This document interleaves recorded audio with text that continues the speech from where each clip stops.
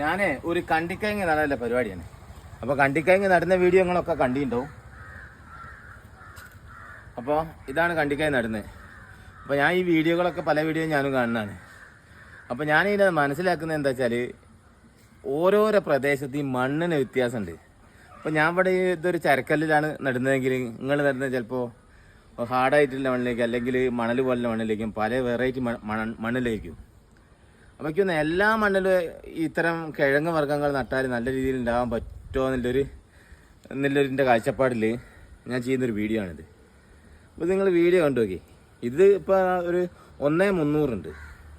അപ്പോൾ ഇതിൻ്റെ 5 ഇരട്ടി കിട്ടുമെന്നാണ് പറയുന്നത്. അപ്പോൾ നടുന്നൊന്ന് കണ്ടു നോക്കിയേ. വ്യത്യാസം ഒരു പരീക്ഷണമാണ്. പരീക്ഷണത്തിൽ നിങ്ങളും പങ്കാളിയായി.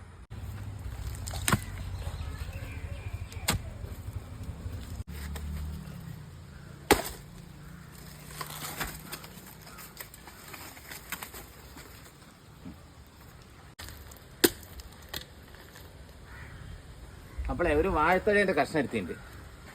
അപ്പോൾ നമ്മൾ പരീക്ഷണമാണ്. അപ്പോൾ നമ്മൾ ഇതൊരു വാഴത്തടേൻ്റെ കഷ്ണം നമ്മൾ ഈ കുഴിയിൽ വെക്കുകയാണ് ചെയ്യുന്നത്. അപ്പോൾ ഒരു വാഴത്തടേൻ്റെ കഷ്ണം അത് ചിലവില്ലാണ്ട് കിട്ടുന്നൊരു സാധനമാണല്ലോ. അപ്പോൾ ഇത് ഞാൻ അളവൊന്നും വെച്ചില്ല. ഒരു ഏകദേശം ഒരു 8-10 ഇഞ്ച് ഉണ്ട്. അപ്പോൾ ഇത് ഞാൻ ഏതായാലും കുഴിയിൽ വെക്കുകയാണ്.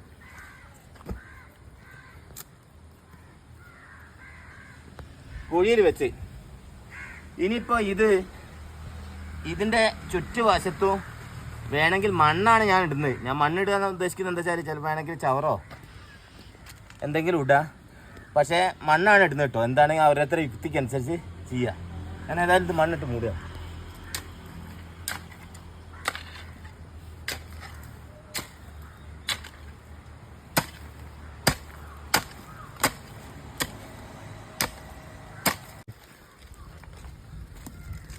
അപ്പം നമ്മൾ ആ മൂടി കഴിഞ്ഞ് ഇനി നമ്മൾ ഇതിൻ്റെ മുകളിൽ കുറച്ച് കരിയില സാധാരണ നടുന്ന പോലെ തന്നെ കരിയിലിട്ട് കുറച്ച് ചാണപ്പൊടി ഇട്ട് നമ്മൾ കണ്ടിക്കങ്ങ് നടുക ചെയ്യുന്നത്. അപ്പോൾ ഇത് ഞാനത് ആ വാഴ വെച്ചതിൻ്റെ അകത്ത് ചുറ്റുവട്ടം മണ്ണിട്ട് എന്താ അറിയോ, എൻ്റെ ഒരു കാഴ്ചപ്പാടാണേ. ഈ കണ്ടിക്കങ്ങനെ അധികവും വേര് മുകളിൽ കൂടെ ഈ മുകളിലാണ് അങ്ങനെ പൊട്ടി വരല്. അങ്ങനെ അടിയിൽ നിന്ന് അങ്ങനെ വേര് കാണലില്ല. അതുകൊണ്ടാണ് ഞാൻ എൻ്റെ ഒരു ഇതാണ് ഞാൻ പറഞ്ഞ് പരീക്ഷണമാണെന്ന് ഞാൻ പറഞ്ഞു. അപ്പോൾ എന്താ സംഭവിക്കുക വെച്ചാൽ നമ്മൾ മനസ്സിലാക്കുന്നത് ചിലപ്പോൾ 1-2 മാസം കൊണ്ട് ഈ വാഴത്തട ആയിട്ട് അലിയും. എന്താ വെച്ചാൽ വാഴത്തട ഏകദേശം ദ്രവിക്കാൻ തുടങ്ങും 1-2 മാസം കൊണ്ട്. അപ്പോൾ ഇത് പിടിച്ച് വള്ളിയാവും. അപ്പോൾ ആ സ്ഥലത്ത് എന്തിനാലും ഒരു ഗർത്തം ഉണ്ടാവും. എന്തിനും ആ വാഴത്തടേൻ്റെ വട്ടത്തിൻ്റെ ഒരു ഗർത്തം ഉണ്ടാവും. കൂടാതെ മണ്ണ് ലൂസ് വയ്ക്കും. എന്താ വെച്ചാൽ മണ്ണ് പിന്നെ അവിടെ ഒരു ടൈറ്റ് ആവാനുള്ള സാധ്യതയല്ല. അപ്പോൾ ആ രീതിയിലേക്ക് ഇത് വളർന്നു പോകാൻ സാധ്യതയുണ്ട് എന്നാണ് ഞാൻ മനസ്സിലാക്കുന്നത്. ഏതായാലും ഇതിപ്പോൾ കണ്ടില്ലേ. അപ്പോൾ ഞാൻ വാഴത്തട വെച്ചിട്ട് വേണമെങ്കിൽ ചാണപ്പൊടിയോ കരിയിലോ ഒന്നും ഇടുന്നതിന് കുഴപ്പമില്ലാന്ന് ആക്കിയത്. ഞാൻ എൻ്റെ ഒരു രീതിയിൽ സാധാരണ മണ്ണിട്ടിട്ടാണ് ചെയ്ത്.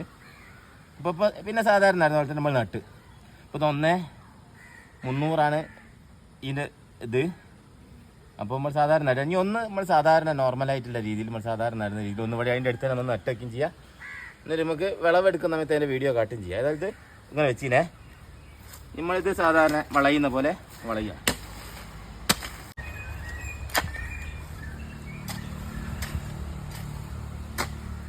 അപ്പം നമ്മളിത് നട്ട് കഴിഞ്ഞിന് ഇനി നമ്മൾ സാധാരണ നടുന്ന പോലെ വേറെ ഇതിൻ്റെ അടുത്ത് തന്നെ നട്ട് നോക്കാം. അപ്പോൾ നമ്മൾ ഒന്നുമില്ല സാധാരണ കുഴിയിൽ ഇതിട്ടതാണേ. ഇനി നമ്മൾ ചാണപ്പൊടി ഇട്ട്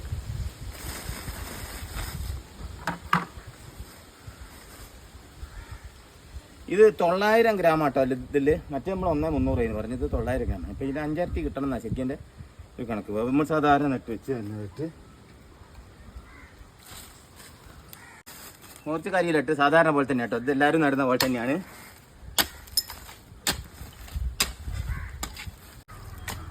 അപ്പോൾ രണ്ടും നട്ട് കഴിഞ്ഞിട്ടുണ്ട്. ഇനി ഇത് വിളവെടുത്ത് കഴിഞ്ഞാലപ്പോൾ എന്താണെന്ന് പറയാൻ പറ്റുള്ളൂ. അപ്പോൾ ഓരോരുത്തരുടെ അഭിപ്രായങ്ങൾ എഴുതുക, ഷെയറും ചെയ്യണം. എന്താ വെച്ചാൽ നമുക്കറിയാം ഇനി കൊത്തുന്ന സമയത്ത് എന്തിനാണ് ഈ വീഡിയോ വിളവെടുക്കുന്നത് എന്തിനാണ് കേട്ടോ നല്ല അറിയാൻ പറ്റുള്ളൂ. അപ്പോൾ 1,300 900 ഗ്രാമാണ് ഒന്ന് സാധാരണ ഇതിൽ നമ്മളൊരു വാഴത്തട അടിയിൽ വെച്ചെന്ന് മാത്രമേ ഉള്ളൂ. വിളവെടുക്കുന്ന സമയത്ത് ഞാൻ അടുത്ത വീഡിയോ ആണ്.